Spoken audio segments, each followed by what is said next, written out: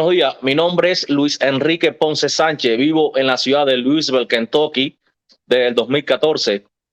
Fui activista de los derechos humanos en Cuba, soy expreso político, estuve 2 años preso a las mazmorras del régimen de la dictadura castrocomunista por mi activismo en los derechos humanos y por mi denuncia en contra del régimen.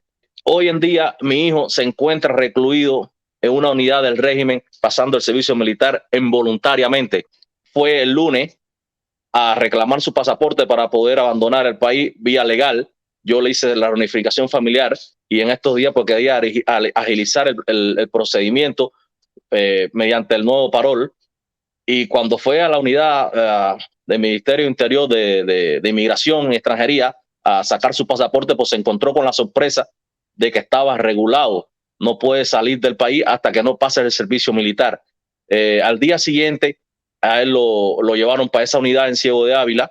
Mi hijo acababa de terminar sus estudios en diciembre, hace una semana o 2 semanas más o menos que terminó sus estudios, tenía sus planes futuros de seguir en la universidad hasta que pudiera salir legalmente del país, hasta que pudiera salir de ese infierno llamado Cuba.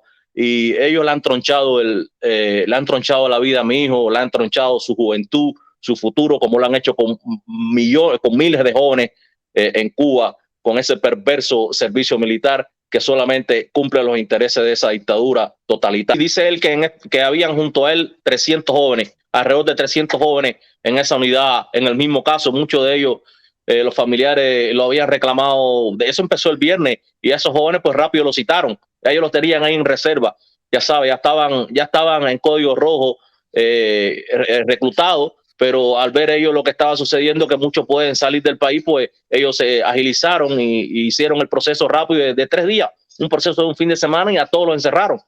Alrededor de 300 jóvenes se encuentran en esa unidad en Ciego de Ávila.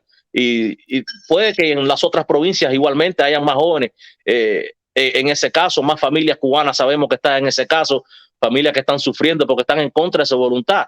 Nuestros hijos no tienen por qué usar ese sangriento uniforme al servicio de esa dictadura que tanto daño ha causado al pueblo cubano. No deben por qué usar esos uniformes. Si ellos están interesados en que alguien los defienda, que lo defiendan sus propios hijos. ¿Por qué no mandan a sus hijos al servicio militar? Es mi pregunta.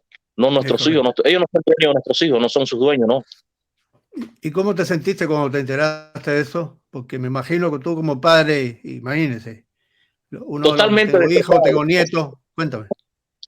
Me siento totalmente destrozado en estos momentos, no, prácticamente sin fuerza para poder hablar. Es como me siento, porque sé lo que sucedió en el pasado conmigo, 2 años que estuve recluido en la provincia de Ciudad Ávila, en Canaleta, y sé que ellos me tienen odio por mi activismo político en las redes sociales, por haber sido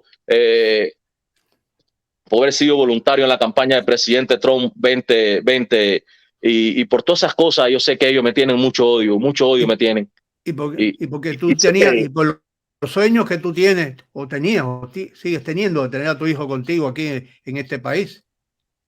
Claro, obviamente ellos quieren destrozarme emocionalmente, o lo están logrando, que destrozarme emocionalmente, obstaculizar el futuro de mi niño. Lo quieren hacer porque es mucho odio que tienen, no solamente en contra mía, sino en contra de todo el que alza su voz en contra de ese régimen. Pasa por estas cosas y cosas peores. Sabemos cómo funciona ese régimen sangriento y asesino. Todos los cubanos que hemos pasado por esto sabemos cómo es. Hay que seguir denunciando el régimen con todas las maniobras y todas las patrañas que se inventan para hacerle daño a la gente, porque ese régimen no quiere a la gente cubana. Nunca ha querido al pueblo cubano. Ellos sienten odio por ese pueblo. Toda una vida han sentido odio por el pueblo cubano. Por muchos años el servicio militar ha causado bajas a jóvenes sin necesidad de ningún tipo, solamente por capricho del régimen.